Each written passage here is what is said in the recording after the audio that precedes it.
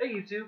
So I've been asked a lot recently, is horror really a genre you can tell a good story with? I mean, sure, you can thrill people, and you can scare them. You might even gross them out. And you can create some cool monsters with it. But can you create a genuine, well-developed story where a character progresses? And I think you can. And I'm going to demonstrate how by going through a bare bones process of a horror of how you can build a good horror book or movie, whatever.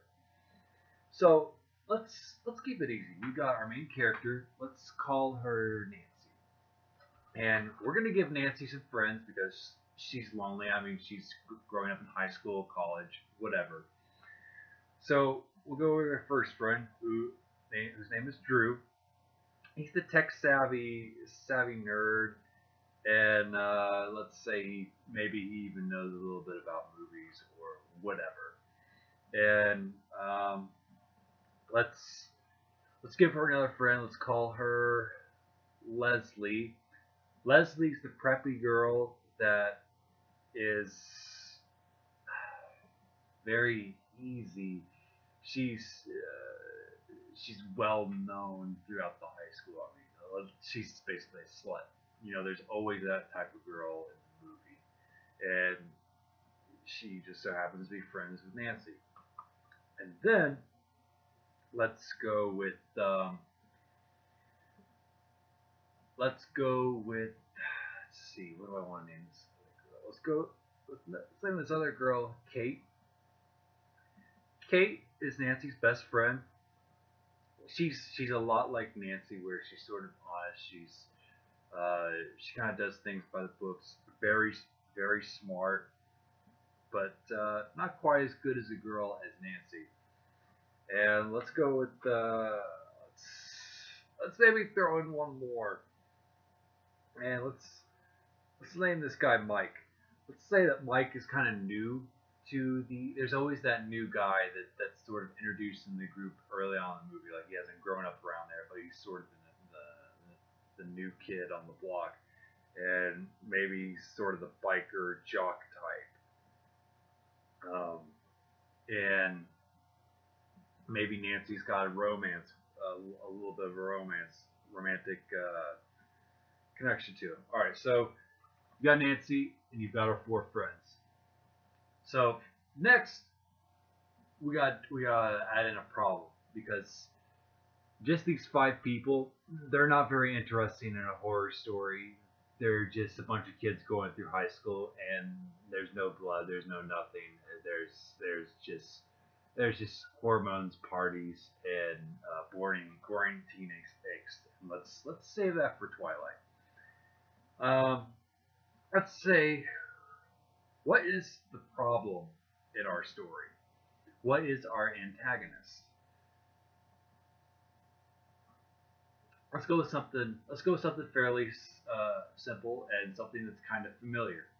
Let's say that all the teenagers in town are dying in their sleep. Okay, and let's give this killer a name. Let's call him Fred. Okay, so you got Nancy and her four friends, and they've noticed the kids in their school is dropping off like flies. And Nancy is our main character, and maybe they're starting to see this guy in a hat and sweater, claws, whatever, in their dreams. So you've got this building block now, and I don't know how well you can see it, but I'm gonna be able to make my point regardless. So what happens is, let's say let's say 30 minutes into the movie or 100 pages in a book, one of the five core characters gets killed off. Let's X out Leslie because she's probably had intercourse the most. So obviously that puts her on the chopping block. Because that's just how horror movies work, right? So what's happening as Leslie, then Drew, then Kate, then finally Mike gets sort of taken out. What happens is all of these characters have aspects of their personality in Nancy. So Nancy is similar to all of these guys in some aspect or another. Sure, Mike is solely a jock, and that's his thing. And Drew is the smart one, and Kate's kind of the smart one, also the smart one, and then Leslie is the preppy slut, and Nancy has all these aspects in little spurts. And what happens is when all these characters are getting killed off, Nancy's uh, Nancy's basically losing these negative aspects of her personality. And you say, Alex, these guys are her friends. I get that. But Nancy is young, and she needs to grow up in order to face this Fred Krueger, because she's our hero in the story. So I mean, throughout this whole story, we've got these characters who all think Nancy should live her life a certain way, and you go through this in high school too. You don't know who you are, what your purpose in life is, and that's how it exchanges in the horror movies. Maybe even add the parents in there. The parents who don't believe that their kids are dreaming about this guy, this horribly burnt man. They think it's all just a massive hallucination. Maybe kill them off too, because that symbolizes her doubts and fears being taken away.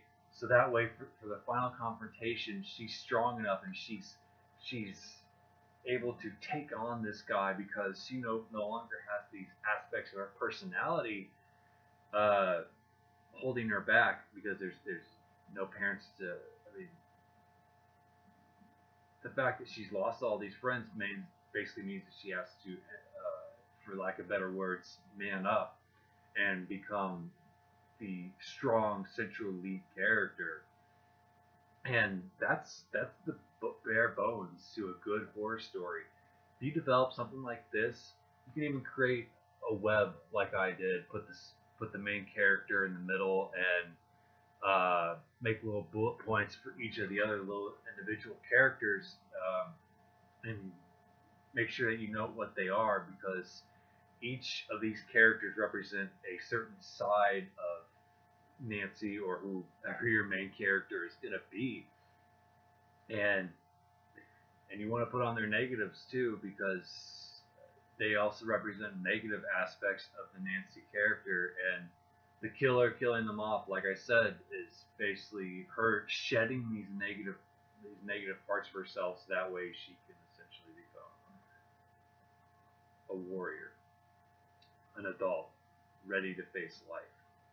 And that's what any good story is about. Is about advancing over great odds to overcome a fantastic obstacle.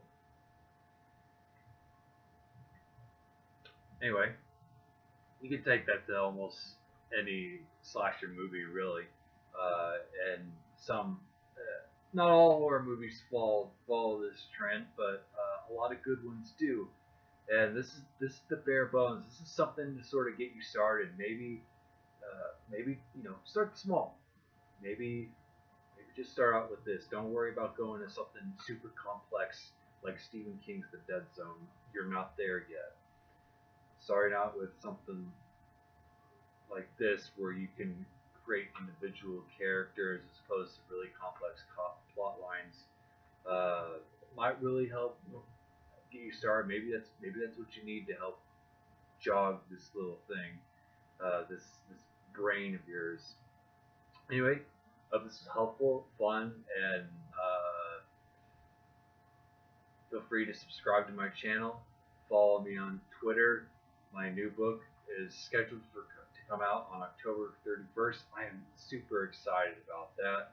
You can also, I recently appeared on the podcast Twisted Geekdom. Make sure you look them up on YouTube. I'm on the most recent episode. I had a great time chatting with them. I was on there for a good 50 minutes, so we cover a lot of ground. Not only talked about books, but we talked about gaming and movies and all sorts of fun stuff. Really, check out. It's a good show. So don't just watch the episode I'm in. Check out some of their other stuff too.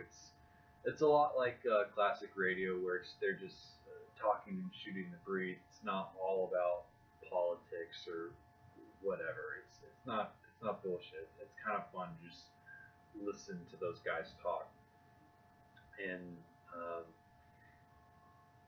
if you want to know more about my work, again, check out my Twitter, my YouTube, subscribe to my channel. My first book, Revolving Doors, is still available on Amazon, so maybe pick yourself a copy of that if you can handle it.